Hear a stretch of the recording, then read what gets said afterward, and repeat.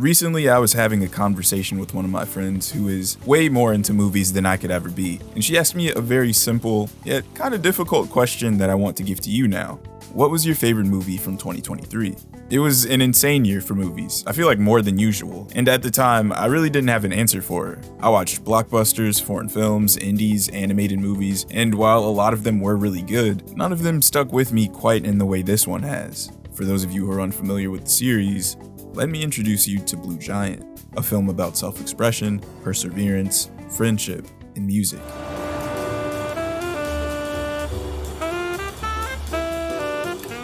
Based on the award-winning manga from Shinichi Ishizuka, brought to you by Studio Nut, yes, that's their real name, you might know them from the saga of Tanya the Evil, and directed by Yuzuru Tachikawa, the director of one of my personal favorite anime, Mob Psycho, Blue Giant is a visually stunning, extremely motivating, yet painfully real film that will quickly draw you into its story and inspire you. Dai Miyamoto is a recent high school graduate who recklessly moves to Tokyo with no job, no place to stay, and no real plan so that he can chase his dream of becoming the world's greatest jazz musician. Not long after being there, he forms a band with his old classmate Tamada and a pianist named Yukinori that he meets at a jazz club. Together, they set out to make a name for themselves in the Tokyo jazz scene while overcoming their own personal and artistic struggles. Dai is kind of like Goku with jazz music. For him, playing the saxophone is everything. He starts out being kind of terrible, but works himself to exhaustion every day to get better and better. It doesn't matter if it's raining, snowing, or not. Music is the only option he gives himself. There is no plan B. He's either going to make it, or make it. The Blue Giant manga currently has 3 parts, and the movie adapts the first, which is 10 volumes long. In order to turn all of this into an appropriate length yet cohesive film, a lot of things needed to be cut. Unfortunately, most of Dai's development is sacrificed or relegated to being part of a montage. Because of this, he isn't very dynamic for a protagonist, but we're still made very aware of his struggle to get where he is, either through seeing him practice or through comments made by the supporting cast. What will have you rooting for him as a character is his passion, confidence, eagerness to spread his love for jazz music, and the way he inspires the people around him to be the best version of themselves. All of these characteristics, along with his determination, are what make a humble guy like Dai a rising star. As the son of a piano teacher, Yukinori has been playing piano since he was 4 years old. Everyone that sees him perform can recognize immediately that he is super talented and a great player when it comes to technical skill. His problem is that he plays too safe, and you aren't going to make it that far in anything without taking some risks. He's so used to receiving praise that when this harsh reality hits him, he's put in a crisis that only he can get himself out of. Yukinori has the same passion for music that Dai does, but for a while, he doesn't allow himself to have fun when he's on the keys out of fear of playing a bad note. And that's kind of boring. Tamada is a soccer player at his college, but when he sees that his teammates don't have the same passion for the game that he does, he quits. He's inspired by Dai to play jazz after he does something as simple as keep tempo for him on a soda can. This one seemingly small moment changes his life. Tamada develops a passion for drumming, but just because you want to do something doesn't mean that you're going to be any good. Playing drums looks like it would be really easy to just pick up, but I promise you the first time you sit down at a kit, you're not going to know what to do. You'd be surprised at how much focus and coordination it takes to do the most simple things. This is why I appreciate the fact that Tamada is completely ass when he first starts drumming. When the 3 of them start performing as a band and sharing their music with the city, Dai and his mates earn some really loyal fans. The people you see at their earliest performances show up at every other gig they have. The fans develop attachments to the trio, and if you look closely, you'll be able to spot them in the crowds during various points of the movie. They have interactions with the main characters and are a big part of the reason why the Tokyo of this film feels so alive. Speaking of which, the city is always beautifully drawn, but I will say, 80% of the time, the animation isn't going to wow you. I don't mean this in a negative way either. It's relaxed and still really good with plenty of beautiful and creatively composed shots throughout its runtime. But as viewers, we like to compare art between anime, and of course, there are movies that look way better than this does most of the time. However, I'm not sure exactly what we would compare it to because there's no reported budget for Blue Giant at the moment. And speaking of budget, it is a little obvious that in some scenes, money and time were a bit of a concern. Occasionally, during the performances, characters are swapped to CGI models.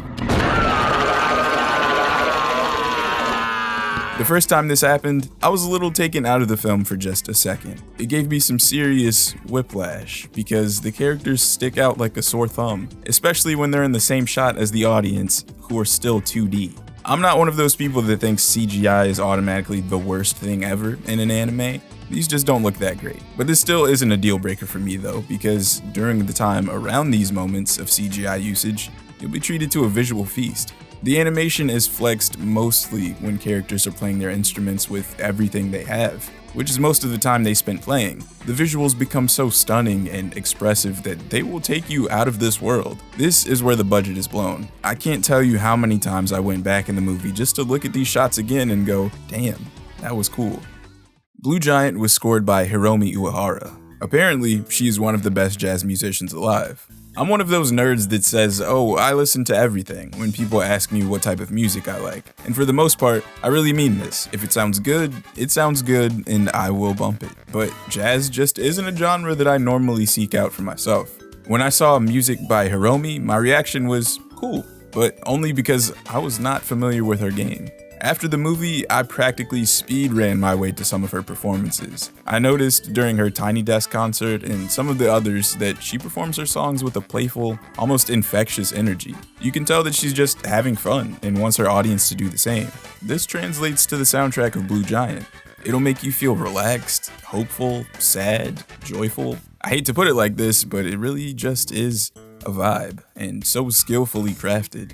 You remember how I told you that Tamada sucked at drums? Well, during the songs that are performed by the band, the drums are intentionally played rough, and they get better in quality over time. It's things like this that show you just how much care went into scoring the movie. A lingering question that I had during my first watch of the movie was, why is it called Blue Giant? Well, the color blue is closely associated with jazz. I mean, this is a genre that was born from blues music after all, and as I understand it, there's a lot of usage of what are called blue notes, which are played or sung at a slightly different pitch than what is standard for the song being performed for expressive purposes. Also, one of the most successful jazz record labels of all time is called the Blue Note record label.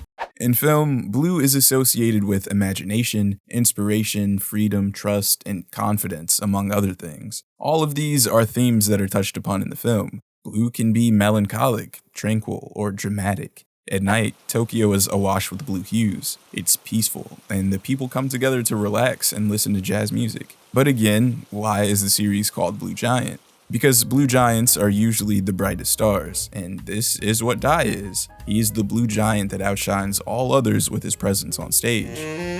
Blue Giant is a perfectly paced film. There isn't a single wasted moment during its 2-hour runtime.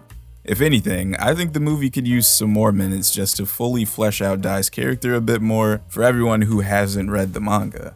The story might not be the most complex thing in the world, but it's very effective and will draw you in with its slice of life format. You'll be completely invested in the journeys of these characters before you know it. For a film about 3 dudes playing jazz, a relatively niche genre of music by today's standards, it finds a way to be relatable for almost anyone. Seeing Dai, Tamada, and Yukinori's determination and hunger to improve themselves in one word is inspiring.